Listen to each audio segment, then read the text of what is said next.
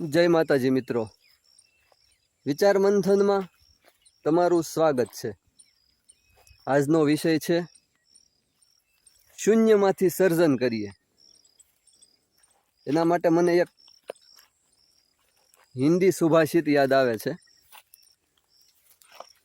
જબ તુમ આए जग में जग हंसे तुम रोए,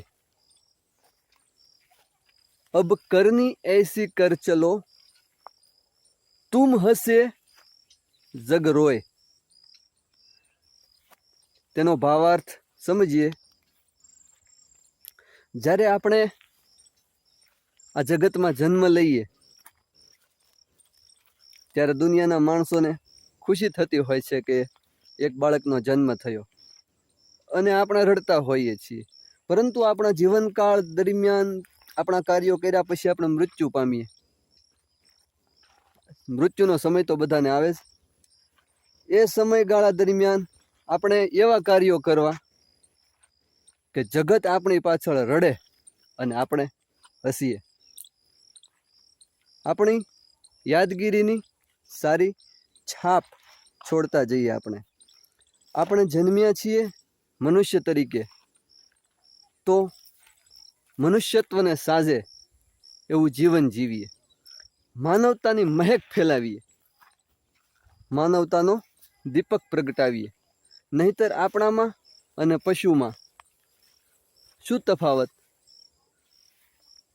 શું ફેર?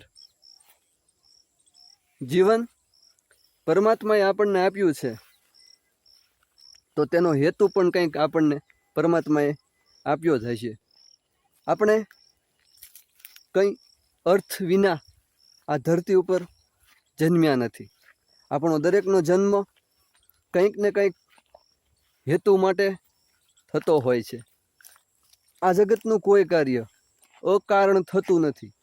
દરેક ઘટના પાછળ કંઈક ને કંઈક કારણ જવાબદાર હોય છે।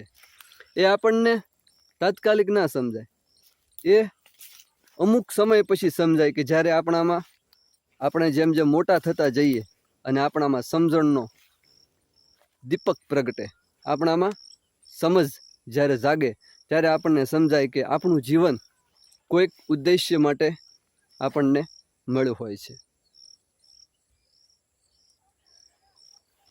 જે મહાપુરુષો આપણી વચ્ચે આવ્યા, જેમણે ધરતી પર જન્મ લીધો, તેઓ સાધારણ કુટુંબમાં જન્મ્યા હતા અને પોતાના એવા ઉત્તમ કાર્યો કર્યા, એવા માનવતાને છાજે તેવા કાર્યો કર્યા કે તેઓ અમર થઈ ગયા। મહાત્મા ગાંધી, સુભાષચંદ્ર બોઝ, સ્વામી વિવેકાનંદ, પંડિત જવાહરલાલ નહેરુ, સરદાર વલ્લભભાઈ પટેલ, ડૉક્ટર બાબા સાહેબ આંબેડકર અને અત્યારે આપણા માનનીય વડાપ્રધાન શ્રી નરેન્દ્ર સાહેબ મોદી। મિત્રો, આપણા કાર્યો થકી જ આપણી ઓળખાણ નક્કી થતી હોય છે।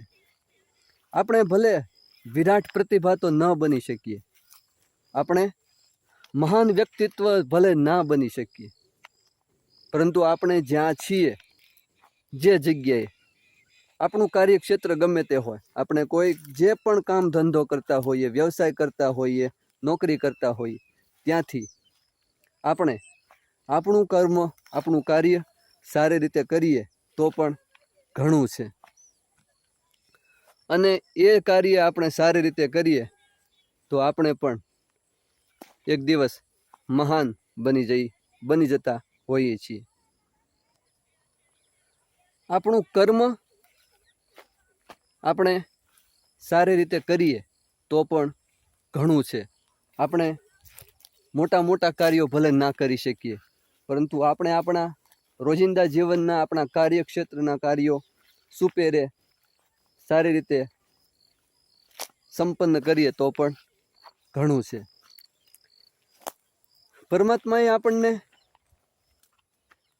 બહુમુખી પ્રતિભા સંપન્ન જીવન આપ્યું છે। આપણામાં બહુ પ્રતિભા હોય છે, આપણામાં ક્ષમતા હોય છે, આપણામાં આવડત હોય છે। આપણને પરમાત્માએ બુદ્ધિનું વરદાન આપ્યું છે। આપણે આપણે ઘણું બધું કરી શકીએ. હું કાંઈ ન કરી શકું એમ નહીં. આપણી એ માનસિકતા ખોટી છે. સંજોગો સારા અને ખરાબ, મુશ્કેલીઓ, સમસ્યાઓ, આવું બધું માણસના જીવનમાં આવવાનું જ. ખરાબ પરિસ્થિતિ, આપણને તોડી નાખે તેવી પરિસ્થિતિ, આપણું હૃદય ભાંગી નાખે, આપણું મન માનસિક રીતે નબળું બનાવી દે, આપણું શરીર પણ નબળું બનાવી દે. આવી બધી પરિસ્થિતિઓ આપણા જીવનમાં આવવાની જ. આ બધા સંજોગોમાંથી પસાર થઈને આપણે આપણા કાર્યક્ષેત્રને આપણા કર્મોને સારી રીતે કરતા જવાનું છે મિત્રો. માનવતાનો દીવો જલાવવાનો છે, દીપક પ્રગટાવવાનો છે આપણે માનવતાનો. આપણે શૂન્યમાંથી સર્જન કરવાનું છે. નહીતર આપણા મૃત્યુ પછી આપણને લોકો યાદ પણ નહીં કરે. આપણે સારા કાર્યો કર્યા હશે, આપણે કોઈના કામમાં આવ્યા હશું, તો માણસો આપણને યાદ કરશે. ઘણી બધી બાબતો એવી છે જે આપણે કરી શકીએ. આપણે ઘર સંસાર છોડીને સેવામાં લાગી પડવાની કાંઈ જરૂર નથી. આપણે પૈસા આપણી પાસે વધારે હોય તો એનો વધારે પડતું દાન કરવાની પણ જરૂર નથી. પરંતુ આપણી ક્ષમતા પ્રમાણે આપણે આ સમાજ માટે, આ દુનિયા માટે કંઈક કરીએ તો આપણો જન્મ સફળ થશે. નહીંતર આપણામાં અને પશુમાં કોઈ ફરક નહીં હોય મિત્રો. આપણે આવ્યા, મોટા થયા, લગ્ન કર્યા, બાળકો કર્યા, અને બાળકોનું વળી પાછા મોટા કરીને એમને પરણાવ્યા અને એમને કામ ધંધે લગાડ્યા, અને આપણે આ ધરતી ઉપરથી વિદાય લીધી. પરંતુ એ વચ્ચેના જે સમયગાળો છે એમાં આપણે આપણા સારા કાર્યો થકી માનવતાનો દીવો પ્રગટાવતા જઈએ મિત્રો. આપણે આ ધરતી ઉપર આવ્યા હતા અને આપણે આપણા સારા કાર્યો થકી આ જગતને યાદ રહીએ એવી યાદગીરી છોડતા જઈએ. પરિવર્તનની ચિનગારી છોડતા જઈએ. આપણે આપણી ક્ષમતા પ્રમાણે, આપણી ત્રેવડ પ્રમાણે, આપણા ગજા પ્રમાણે, વધારે નહીં.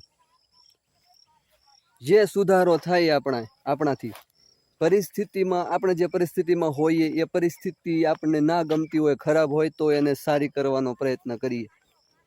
અમુક એવી ઘણી બધી બાબતો છે જે આપણને ના ગમતી હોય અને આપણને નુકસાન કરનારી હોય અને એમાં સુધારો કરવાની આપણને જરૂર લાગે તો એમાં સુધારો કરીએ યથાશક્તિ. માનવ શક્તિને આપણી કામે લગાડીએ. આપણી ઉર્જાનો, આપણી શક્તિનો સારી જગ્યાએ ઉપયોગ કરીએ. જે અત્યારના સમયની તાતી જરૂરિયાત છે, આપણે આપણી શક્તિ સારા કાર્યોમાં વાપરીએ. અત્યારે આપણને એ જ ખબર નથી કે આપણે આપણી શક્તિને કઈ જગ્યાએ વાપરી રહ્યા છીએ.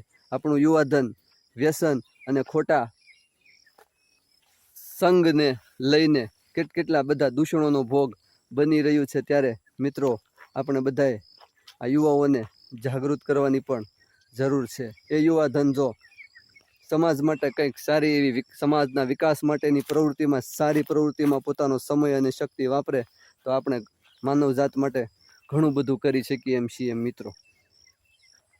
એ પોતાની રીતે માણસે સમજીને કરવાની પ્રવૃત્તિ છે.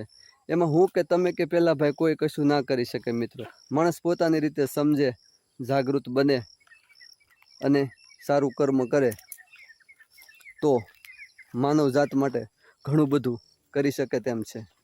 વિચાર મંથનમાં શૂન્યમાંથી સર્જન આ વિષય ઉપર ઘણું બધું કહી શકાય તેમ છે, પરંતુ આજે આટલું બસ. જય માતાજી.